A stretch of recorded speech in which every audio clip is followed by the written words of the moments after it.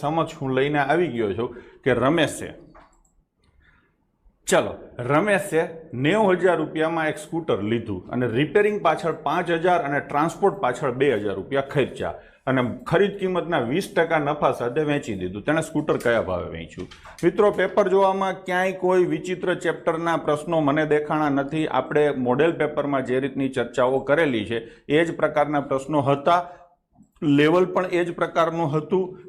જેને કહેવાય ને કે એકદમ સરળ નહીં. આપણે કાયમ વાત કરતા હોઈએ કે સસ્તા, મધ્યમ અને અઘરા પ્રશ્નો. આ પ્રકારે આખું પેપર હતું. તો ચલો ચાલુ કરીએ છીએ. હવે અહીંયા રમેશે 90,000 રૂપિયામાં સ્કૂટર લીધું, રિપેરિંગ પાછળ 5,000 અને ટ્રાન્સપોર્ટ પાછળ 2,000 ખર્ચ્યા. એટલે ટોટલ આપણે એવું કહીએ કે 97,000માં રમેશને આ સ્કૂટર આવ્યું, ઘરે પહોંચ્યું અને પછી એને 20% નફો લેવાનો છે એટલે 120%માં એને વેચ્યું. બસ થઈ ગયું. તો અહીંયા સીધો તમારે જે કાંઈ કરવાનું થાય એ સીધું જ તમે કરી શકો છો. લાસ્ટ ડિજિટથી પણ દાખલો તમે ગણી શકો છો. 1 ને 1 2 ગયા, 1 ને 1 2 ગયા, સોરી 3 જતા રહ્યા, તો આપણે 2 જ કાઢવાના થાય. બરાબર છે? 2 જીરા આવે, 7 દુ 14, 400 વાળો જવાબ આવે. હવે તમે એવું કહેશો કે સાહેબ આ 2 તો નહીં આવે, સી અને ડી નહીં આવે. એક્ઝામમાં કઈ રીતે કરવાનું છે, આવનારી તલાટીની કે બીજી કોઈ પણ પરીક્ષાઓ હોય તો એમાં પણ પેપર કઈ રીતે સોલ્વ કરવું જોઈએ ને એ આપણે ચર્ચા કરીએ છીએ.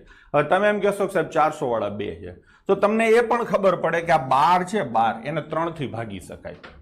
12 ને 3 થી ભાગી શકાય. તો 3 થી ભાગી શકાયો જવાબ કયો છે? તો કે આને તમે જુઓ 3 થી નથી ભાગી શકાતો, આને 3 થી ભાગી શકાય છે. ડન છે? તો આવી રીતે જવાબ નક્કી કરી શકો છો. અને તમારે માની લો કે આખો ગણવો છે તો આખો એમાં 12 નો ઘડિયો આવડે. 12 + 7 = 84, વધી આવી 8, 12 * 9 = 108, 108 ને 112.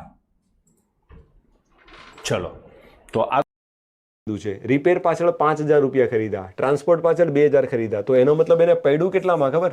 9,000માં ખરીદેલું. અરે 9 નહીં, 90,000માં, માફ કરજો, 90,000માં ખરીદું.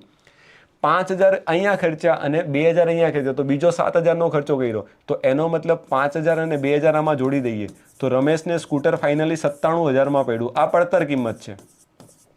હવે આ સ્કૂટરને ઉપર એને 20%નો નફો લઈને વેચી દીધું હોય તો સ્કૂટરને કયા ભાવે વેચ્યું હોય? તો આના ઉપર 20%, આના 20% તમારે ઉમેરી દેવાના. અને એવું ન કરવું હોય તો સીધા 120% શોધી નાખો તોય ચાલે. ચલો હું સીધા 120% શોધી નાખું છું. જો ટકા 2 મીંડા ખાઈ જાય, એક અહીંયાથી ને એક અહીંયાથી, તો જવાબમાં પાછળ 2 મીંડા આવશે અને 7 દુ 14નો ચોગડો આવશે. છેલ્લે 400 આવવા જોઈએ. છેલ્લે 400 2 ઓપ્શનમાં છે. તો એક કામ કરો, 12નો ઘડિયો બોલીએ. ચલો, 12 + 7 = 84નો ચોગડો, વધી 8, 12 * 9 = 108, 108માં 8 ઉમેરશું તો 116 આવશે.